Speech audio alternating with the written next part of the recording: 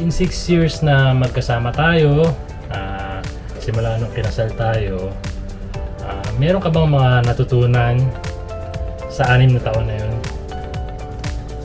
Natutunan?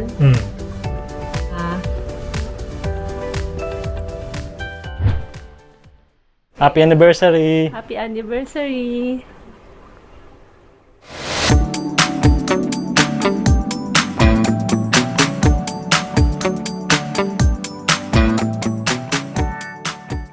And ngayong araw kasi na to is 6-year wedding anniversary namin ni Aya. And dapat ngayong araw na to ay nakaplano kaming pumunta sa medyo malayong lugar para i-celebrate yung aming anniversary.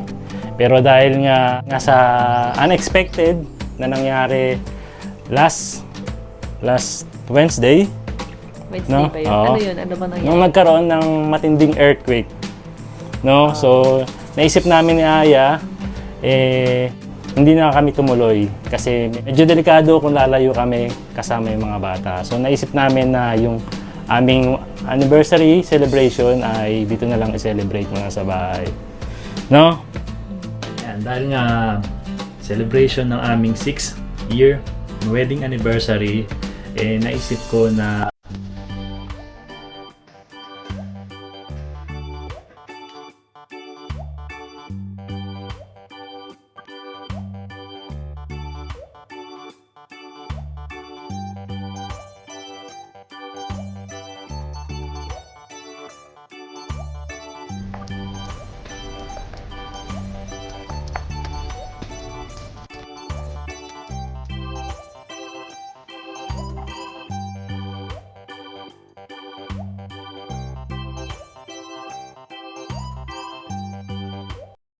Papa, Mama, happy anniversary.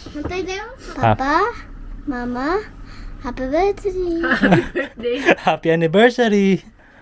Dali! Happy anniversary. Papa, Mama, happy anniversary! Kampay! Ayan, 6th anniversary namin ngayon and ayan, nagluto lang tayo ng paboritong pagkain ni Aya. Yung lechong kawali. No?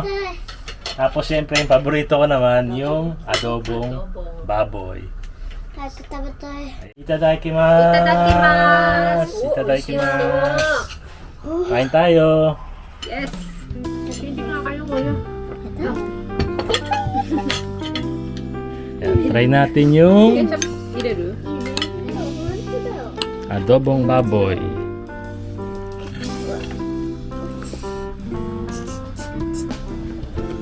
Hato? Ketchup hatoがあったんだけど。 Sarap. Ikimasu! ね、パパなんかケチャップハートがあったんだけど。 Hato? Dari is good ta.ママ、 Mang Tomas! 絶対で。じゃなくて、ケチャップで。これ見て。 Lechong kawali. Thank you, Mama. Oishii! Sarap. うわ、やば。どうやって食べるのこれ。 Papaalog pa. Kuya Wa, kumusta yung lechong kawali? Sarap. Try naman natin yung adobong baboy. ハトも。パパハトも。 Napakasarap. Yun na tiyang Wa, yung adobong itlog. Yes, sir. Miss Egg! Miss Egg! 何？ Do, でら。 ibon tabete kudasai. Yun na tiyang Wa. Asa mo dito? Tamago, guys.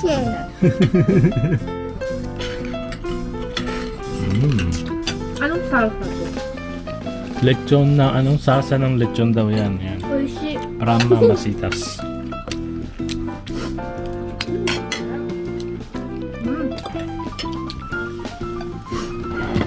Ano to? Lechon silog? Lechon silog. Yan. Try natin yung lechon. Kung. Pinirito mo siya sa mantika. Mantika siya. Hindi siya sa air fryer. Ayan. Try natin yung lechon sa loob.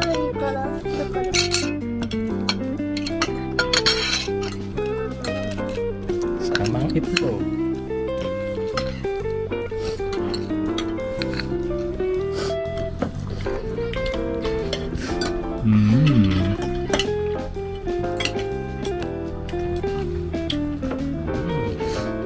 Ini mau aja mesti deh. Oishi. Inte,これだ。Lechon. Okay ba yung lechon? Yes, sir. Yes. Mahanap mo ano? Lechon kawali. Sarap. Oh no. Tapos kasi may taba-taba Oh siya. no, no, no, no. Oh no. Oh no. Oh no, no, no, no, no. Try tayo lechon.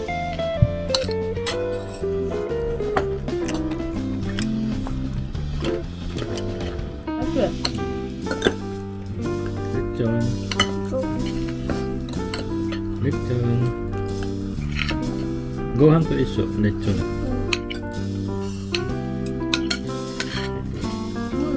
Adobo lang, sarap.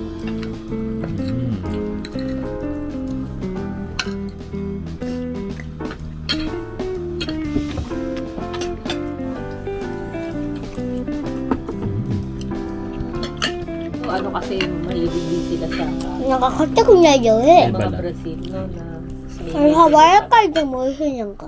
Ayan, in 6 years na magkasama tayo, simula nung kinasal tayo, meron ka bang mga natutunan sa 6 na taon na yun? natutunan.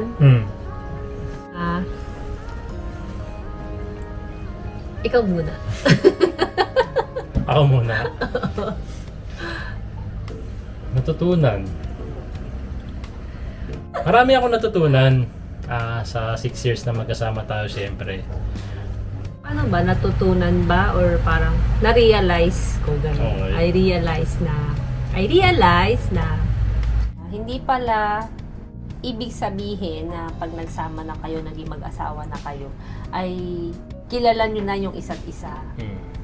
Mag-asawa, habang tumatagal kayo, habang tumatagal yung pagsasama nyo, may nawawala at meron ding dumadagdag.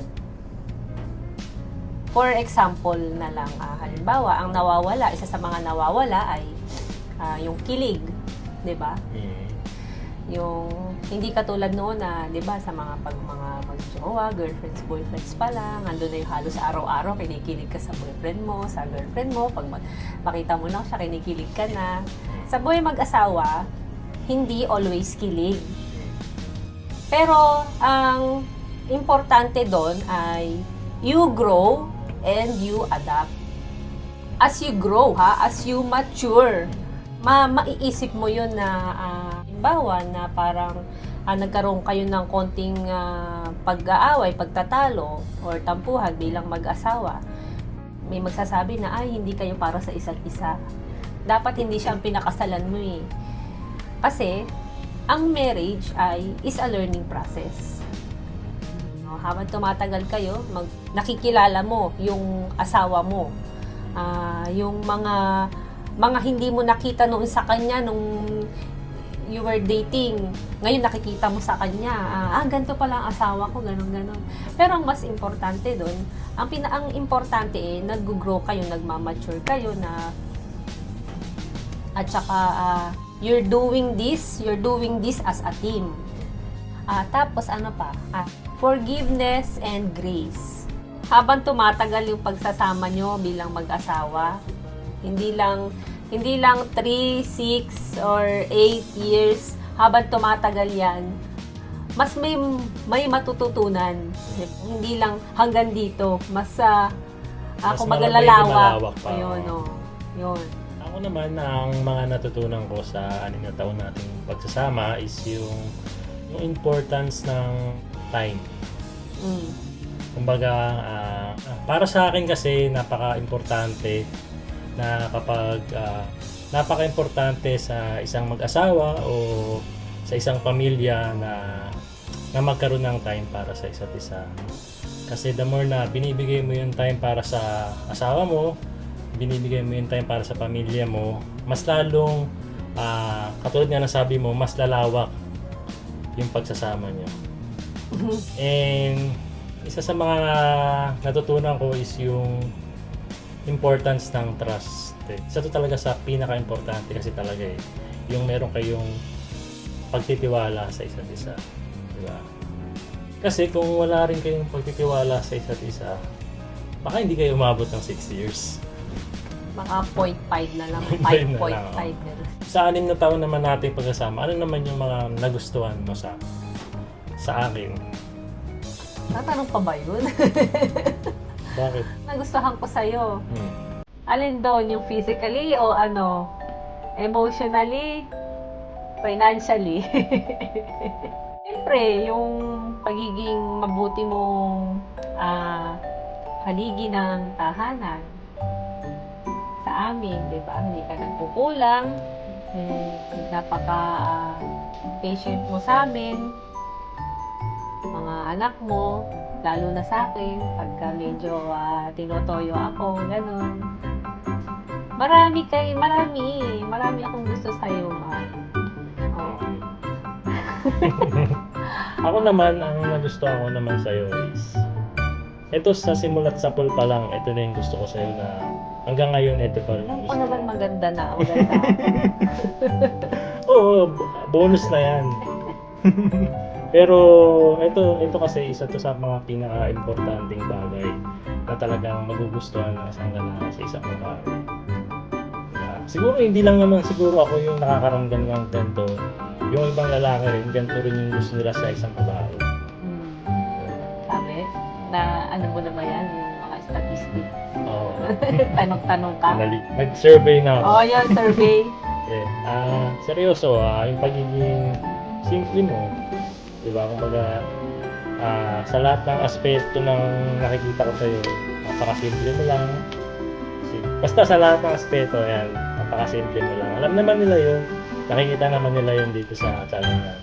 Ang nakakatuwa rin kasi sa'yo, kumbaga parang, kaya mas lalong dumadagdag yung pagmamahal ko sa'yo kasi parang, nakikita mo yung importance ng lahat ng bagay. Kumbaga, halimbawa na lang siyempre alam naman natin lahat na isa sa pinag-aawayan ng isang mag-asawa ay pera, di ba? Pero si Aya kasi, yung importance ng needs and wants, alam na alam niya. Kumbaga parang pagdating sa pera, alam niya kung paano namin i-handle ng magkasama yung mga bagay na kailangan namin at mga bagay na gusto namin. Kumbaga mas nauuna para sa aming dalawa yung mga kailangan namin. Which is doon kami nagkakasundo. Kaya mas lalo ko siyang minamahal. Ako meron pa. Ako naman, gusto ko sa'yo yung mas inuuna mo kami kaysa sa ibang bagay. Ganun si JP. Yeah. Ayun, actually, ganun din ang nagustuhan ko rin sa'yo kasi lagi yung family first. Ayan. Actually, marami rin nag-i-invite kay Aya na lumabas. Siguro sadyang introvert lang talaga tayo. Parang yung ito lang, yun lang. Yan lang. Hindi naman. Parang party.